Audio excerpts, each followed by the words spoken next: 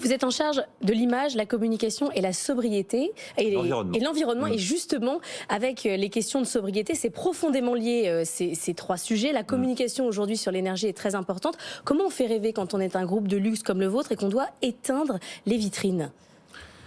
Alors c'est une décision que nous avons prise il y a 3 semaines environ. On était, je crois, les premiers, en tout cas le premier grand groupe à annoncer qu'on allait, même avant que la loi nous y oblige, éteindre à 22 heures.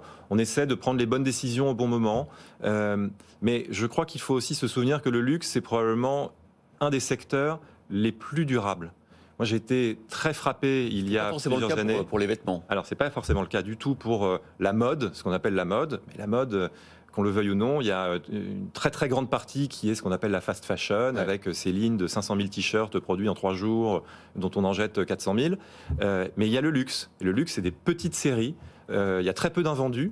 C'est fait de manière extrêmement responsable. Alors j'en suis le responsable personnel. Donc sur les questions de traçabilité, sur les questions de préservation de la biodiversité, d'impact carbone. Donc je ne dis pas qu'on est parfait. Évidemment, on continue à essayer de plus en plus de tendre vers cette exemplarité.